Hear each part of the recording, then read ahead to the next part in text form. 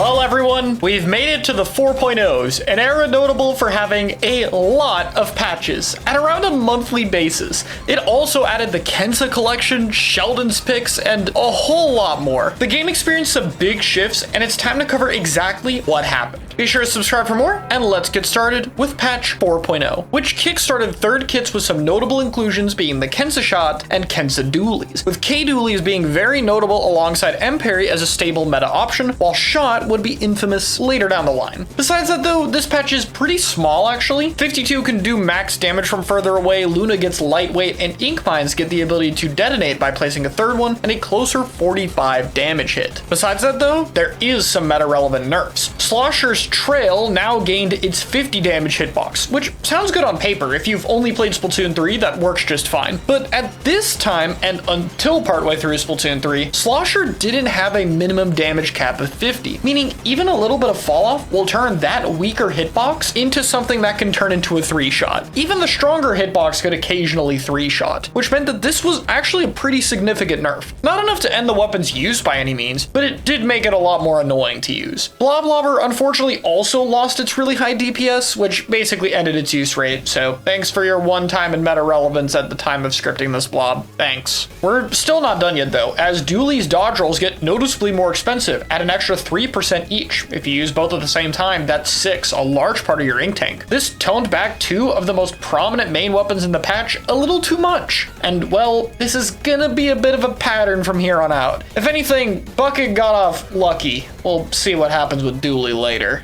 Special weapons were also subject to some nerfs, with Ray getting the absolute tiniest of slaps on the wrist possible, while Inkjet gets an entire half-second less duration, which is pretty big because it means that it has 1 less shot in total, making it a lot easier to wait out. I'd still say the jetpack nerf was fair though. It controlled space for a while, and you don't want it sitting at a distance being annoying if you don't have something long range to take it out, and I mean the Ray nerf is still good because it is a Ray nerf, so these are mostly fine. A few other meta-relevant weapons also got small points for special changes, including Firefin, Custom Dually Squelcher, and Explosher, which all got 10 points for special. This meta was actually quite similar to patch 3.2. You could even technically argue that it's still part of the Golden Age, but I'd say this is a step down. K-Dually is a nice addition, and Jet is a bit more fair. The weaker Dualies and Sloshers just isn't worth the trade-off in my eyes. That said, it's not like this patch is a dramatic change or anything, so the meta holds out for a little bit longer till we get to 4.1. This had a big new inclusion to the roster, being the Kensa Sloshing Machine, and for later relevance, the Kensa Splattershot Pro, which also means we got a new sub, Fizzy Bomb, and new special, Booyah Bomb. I'll get into Fizzy after the patch because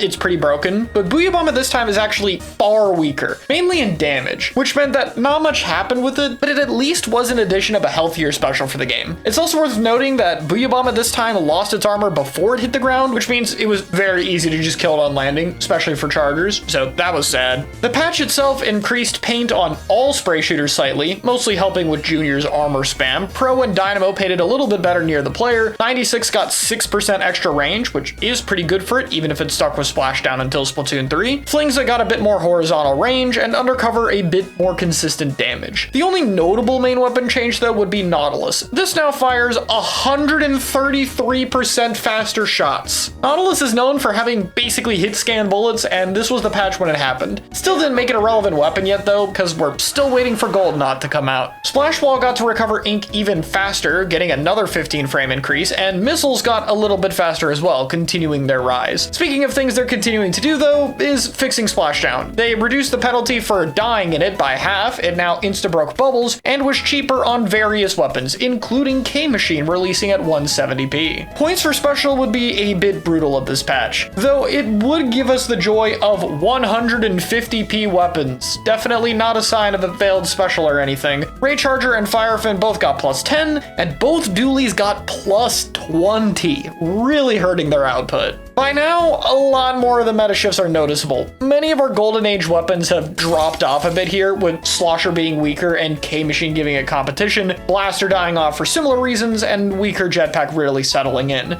with Dualies being significantly less worth it due to their abysmal special output and added ink hungriness. Brella is the only one in that trio to end up surviving surviving the chaos. Chargers are thriving, despite the small nerfs, as people get better at Ray, and specials are in a spot where displacement like missiles isn't amazing, but there's less armored jets to take chargers down. There's a few big winners in this patch. Tenebrella is a big one, mostly because its competition has been nerfed down way more than itself, and it still fares well in Tenebrella, and H3D has become the staple armor support for the time, continuing to rise in popularity since it's the best mix of fighting and paint power at the time. However, the biggest winner of this patch is the new one on the block, Kensa's Sloshing Machine. Remember how this weapon struggled due to not having a kit that matched its role well? Well, this one finally does. Machine as a main weapon is a pretty solid fighting option, and while splashdown with it isn't great, enabling it is Fizzy Bomb. And this is old Fizzy. This sub traveled further, painted an absurd amount, like people would actually flip zone by throwing double Fizzy, using a splashdown for an ink tank refill, and throwing 2 more of them. The sub also had less delay before you could recover your ink tank, had larger explosions, didn't allow 1 sub of sub defense to prevent it from 3-shotting, and worked better with Ink Saver sub, making double Fizzy extremely easy to run even before LDE got its buff. Look at this list of nerfs this sub would eventually have to get. It is insane. This thing is right up there with old 25% burst bomb and super HP splash wall for the most broken subs ever made. And this was its only good weapon. It also just synergized amazingly for Machine. A trail to move in, better paint, combo potential, you had it all. It was so good with it that, again, the best use for splashdown on it was arguably an ink tank refill to use more Fizzy Bomb. And remember, this is Machine pre-5 frame nerf, pre-ink efficiency, larger hitbox, all of that stuff. An insane main weapon at the time. Splashdown was the only thing keeping it remotely reasonable, which left 4.1 in a weird era, where people were still running a lot of the nerfed Golden Age weapons, plus this thing, with, again, options like Brella, Tent, and Ray weapons mainly reigning supreme. By now, a lot of the meta options have been dropping off. So with all those less than ideal developments, let's try to put out the fire with patch 4.2. Starting off strong with a great Reef rework that turned it into one of the best stages ever in the series, and we added a new sub with Torpedo and a new special with Ultra Stamp, with the notable weapons being Kunder and K Jr.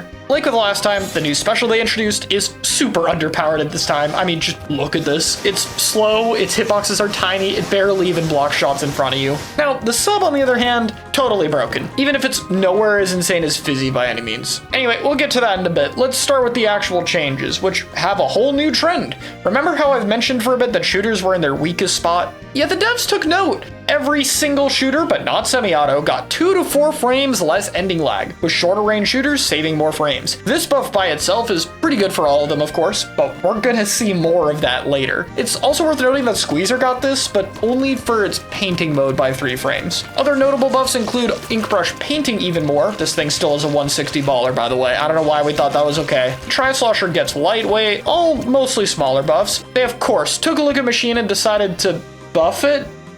And this isn't some kind of compensation for Fizzy nerfs. That got no changes. Machine just paints 10% better now, and it can paint walls better for some reason.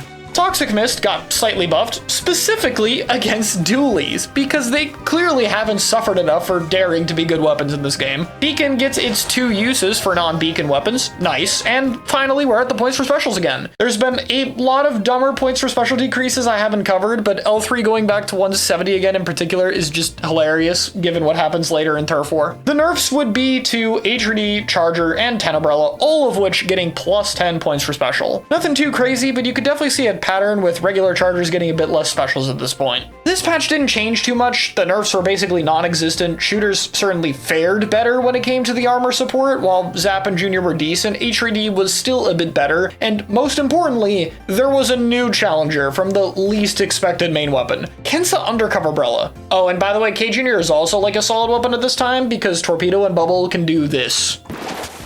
That was very fun to fight and not annoying in any way, shape, or form. Dealing with that plus extra torp spam from the larger ink tank was definitely fun interactive gameplay and not annoying whatsoever. Anyway, let's talk about Undercover. This main weapon does have one good quality about it, which is good paint, and at 180p, it gets a lot of armors. Due to the nature of armor giving you assists and adding HP, it also made Undercover feel way less flimsy. However, the weapon was mostly carried by Torb. At the time, it had bounce combos with way better physics that was amazing for Kensa Rapid when it gets added later, but also helps with Undercover's damage. It also, more importantly, had less delay before recovering your ink, was 5% cheaper, and most importantly, had outside explosions that instead of 12 did a whopping 18 damage. This made them way more lethal, and Torp being super spammable was very strong. Many of the good weapons right now were either slower or had some form of charge, which meant they did not want to have to deal with shooting Torp down, and the shield did come in handy for allowing it to paint a little bit more safely in open areas. Kunder ended up being pretty fun to use, though it's maybe a little toxic of a support option to go against, especially if you played something like blasters. So with most of the Kensa collection out, we now have 2 broken subs, 2 weak specials, some solid charge array spam nerfs admittedly, a whole ton of gutted main weapons and inkjet power, especially for poor dualies, and overall, yeah, this wasn't really super worth it. Some of the additions are cool for sure, and things aren't gutted too badly right now, but things are about to get so much worse. But we'll talk about that next time.